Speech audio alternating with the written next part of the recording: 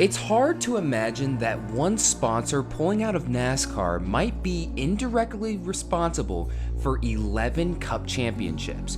Could one corporate decision, maybe even one night in September 1990, be responsible for a driver's dominance 25 years later?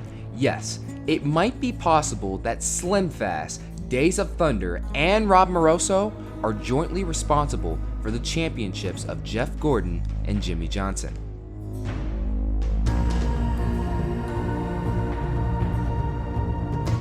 The story begins with Greg Sacks in late 1989. Sacks had just lost his ride when his team shut down, but at the same time, Days of Thunder was being filmed and Hendrick Motorsports was preparing the cars used in the movie. Sacks was hired as the lead racing consultant for the film and drove in a few actual races to get real on-track footage. He was driving a Cole Trickle car when he finished third in the Busch race at Daytona. While all of this was going on, Rick Hendrick and Paul Newman were making plans to form a new team, essentially a fourth Hendrick car, but co-owned by the actor. After filming for Days of Thunder ended, Newman Hendrick Racing debuted at Talladega in May, using Sacks as its driver and with sponsorship from Slim Fast. The new team was incredibly fast and Sacks led 41 laps on his way to a second place finish. A month later, he led 29 laps at Pocono and finished 7th. At the same time, Darrell Waltrip made plans to buy his team from Rick Hendrick and became an owner-driver in 1991. With Darrell leaving, Sacks' team was set to replace Waltrip as the third full-time Hendrick car in 91 as a teammate to Ken Schrader and Ricky Rudd. Greg signed a 3-year contract which would keep him as a driver through 1993. Slim Fast would remain to sponsor the team. This past year, Ariana got a lot bigger, but thanks to Ultra Slim Fast, I got a lot slimmer. Ultra Slim Fast. Give us a week. We'll take off the weight. Then everything changed in an instant. On the night of September 30th, Rob Moroso died in a car accident shortly after racing at North Wilkesboro. He spent the night at a bar and was driving drunk and speeding at 70 miles per hour when his car spun and was hit by another car.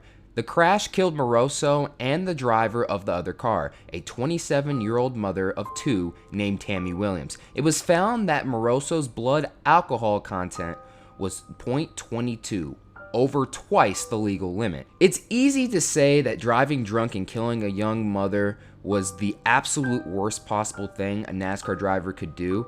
If he was so irresponsible, what about the others? Immediately, media organizations investigated the driving records of other drivers. While most drivers had at least one speeding ticket, most importantly, it was found that Greg Sacks recently got a DUI. At 2:45 on the morning of January 6, 1990, Sacks was pulled over for making an illegal left turn and was found to have a blood alcohol content of 0.11, just barely over North Carolina's legal limit of 0.10. He testified that he drank 3 beers in the hours before the arrest and was not impaired. A mere 10 days before Moroso's death, Sacks was found guilty of DUI and was given a $100 fine. He appealed the decision and the sentence was voided. What would have been an insignificant story suddenly made headlines because of its relation to Moroso.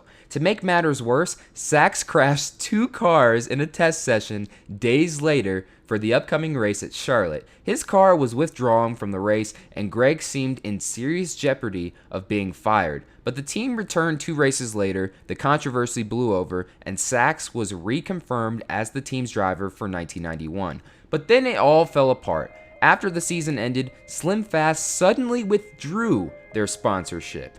Was it because of the controversy or something completely unrelated? Rick Hendrick said he had no idea why Slim Fast would abandon the team. That late in the offseason, Hendrick couldn't find new sponsorship and the team shut down permanently. Paul Newman left NASCAR for good and Greg Sacks lost his ride. Hendrick Motorsports returned to a 2-car team.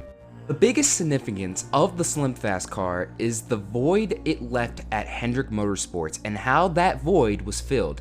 It's a famous story that in 1992, Rick Hendrick saw Jeff Gordon win at Atlanta and knew right away he had to hire him. But if Newman Hendrick Racing didn't shut down, that might not have even been possible. Obviously, the time continuum has been disrupted, creating this new temporal event sequence resulting in this alternate reality. With Schrader, Rudd, and Sachs all under contract through 1993, Hendrick would have had to add a fourth full-time car in order to sign Jeff Gordon in 1993.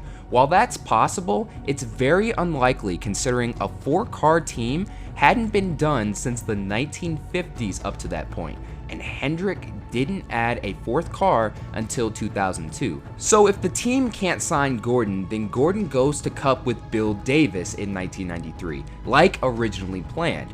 If he does that, he likely doesn't win as many championships in the 1990s, and since Gordon was so influential in the team signing Jimmy Johnson, it's also very unlikely that Johnson goes to Hendrick in 2002 and probably doesn't win 7 championships elsewhere. If Gordon and Johnson don't win their championships, then Earnhardt likely gets his 8th in 95, while other drivers like Mark Martin, Carl Edwards, and Danny Hamlin might even have won up to this point. You might even say that the entire timeline of modern NASCAR is dependent on Slim Fast's sudden decision to leave Hendrick Motorsports at the end of 1990. Slim Fast didn't return to NASCAR until 2015 when they spent 2 races on Sam Hornish's car. Their involvement in racing may seem insignificant on the surface, but digging deeper, Slim Fast may have completely changed racing history forever.